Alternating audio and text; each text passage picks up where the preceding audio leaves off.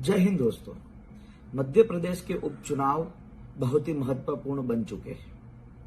माननीय कमलनाथ जी जब मध्य प्रदेश के मुख्यमंत्री थे तो उनकी सरकार को गिराने का काम भारतीय जनता पार्टी ने और उनके नेताओं ने किया था। मध्य प्रदेश के 28 सीटों पर ये जो उपचुनाव है, जिस तरह से कमलनाथ जी के साथ लोगों का उत्साह और प्रेम है, उससे देखते हुए लगता है कि सारी सीटों पर कांग्रेस पार्टी का विजय होगा। जब कमलनाथ जी चुनाव लड़ रहे थे तब लोगों के सामने उन्होंने वादे किए थे और उन्हीं वादों पर उन्होंने काम भी किया। कांग्रेस पार्टी के साथ काफी लोगों ने धोखा करने का काम किया है और उसी वजह से मध्य प्रदेश की जनता ने तय किया है कि इस उपचुनाव में कांग्रेस पार्टी को विजय बनाना है। जब कमलनाथ जी मुख्यमंत्री पद पर शपथ लिए तुरंत उन्होंने मध्य प्रदेश के गरीब किसानों का कर्ज माफ करने का काम किया। साथ ही साथ कमलनाथ जी का विजन था, उनका सपना था कि मेरे मध्य प्रदेश के नौजवान को रोजगार मिले। मध्य प्रदेश के नौजवानों को रोजगार दिलाने का काम मध्य प्रदेश के कांग्रेस शासन के वक्त कमलनाथ जी ने तुरंत करवाए थे। आज मध्य प्रदेश के लाखों किसान कहते हैं कि हमारा कर्ज माफ हुआ है और कमलनाथ जी ने अभी भी दूसरी बार भी चुनाव प्रचार में कहा कि जितने भी बाकी किसान बचे उनका भी तत्काल रूप से कर्ज माफ होगा। पूरे मध्य प्रदेश में जिस तरह से भारतीय जनता पार्टी ने तानाशाह और गुंडागर्दी के दम पर लोगों को डराने का और धमकाने का काम किया था, आने वाले समय में मध्य प्रदेश की जनता ने तय किया है कि हम लोग इस बार जिस तरह से असंवैधानिक रूप से कांग्रेस की सरकार गिराई है, गिराने वाले भारतीय जनता पार्टी को एक भी सीट जिताना नहीं चाहते। मध्य प्रदेश के विभिन्न हिस्सों में जिस तरह से प्रचार देखते आए हैं लोगों में, जिस तरह से जुनून है, उससे लग रहा है कि आने वाले दिनों में ये चुनाव संपूर्ण रूप से कांग्रेस के समर्थन में रहेंगे।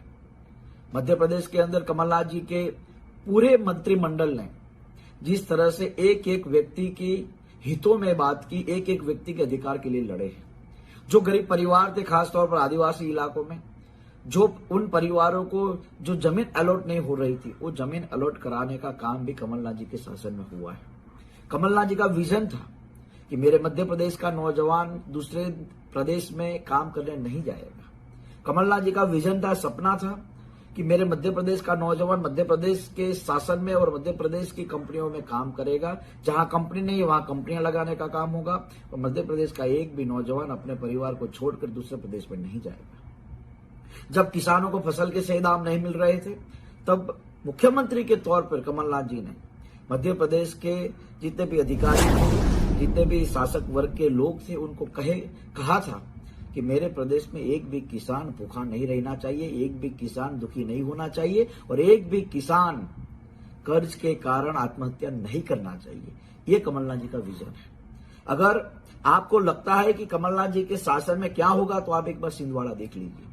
जिस तरह से छिंदवाड़ा लोकसभा क्षेत्र के गांवों में, शहरों में जिस तरह उन्होंने काम किया, उसी सपनों को लेकर, उसी विकास के तौर पर वो पूरे मध्य प्रदेश के गरीब तबके को, दलित आदिवासी तबका हो, किसान हो, नौजवान हो, मध्यवर्गीय परिवार हो, उन सभी लोगों के लिए कमलनाथ जी ने तय किया है कि मुझे मेरे मध्य प्रदेश में एक एक व्यक्ति के लिए काम करना है। कमलनाथ जी का सपना क्या है? मैंने उनके साथ काम किया है 2018 के विधानसभा के चुनाव में। उनकी बातों में सिर्फ और सिर्फ मध्य प्रदेश के उन परिवारों की बात होती है जो परिवार कहीं ना कहीं सरकार से अपेक्षाएं रखता है। नौजवान क्या चाहता है? नौजवान चाहता है कि मुझे अच्छी शिक्षा मिले, सस्ती शिक्षा मिले, अच्छा रोजगार मिले। तो वही काम माननीय कमलनाथ जी कर रहे हैं। मैं आप लोगों से गुजारिश करता हूं कि आप लोग इस बार 28 की 28 सीटों पर कांग्रेस पार्टी के उम्मीदवार को विजय बनाइए, कमलनाथ जी को मुख्यमंत्री बनाइए। कमलनाथ जी के शासन में मध्य प्रदेश का पुनः नवनिर्माण होगा, मुझे भरोसा है।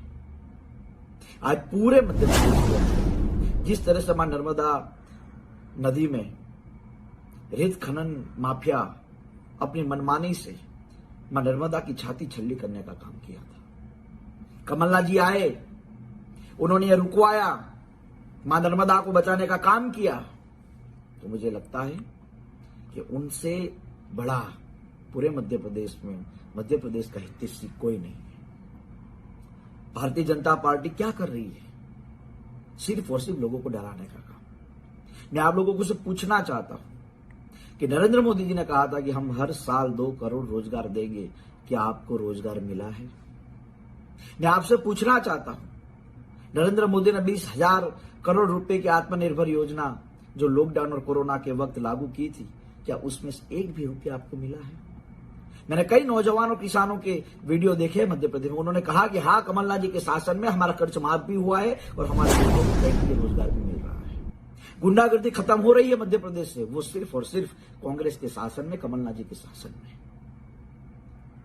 जो आदमी गद्दारी करता है वो जनता के साथ कैसे वफादारी से काम कर सकेगा?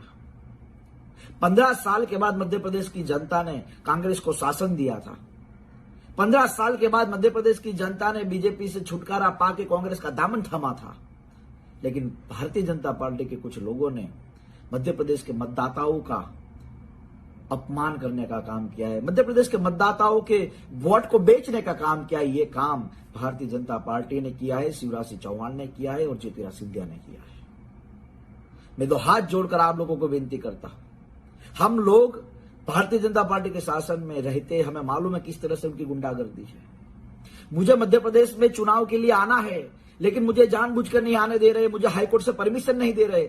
आपको नहीं मालूम होगा कि मुझे गुजरात बाहर जाने पर बैन किया हुआ है।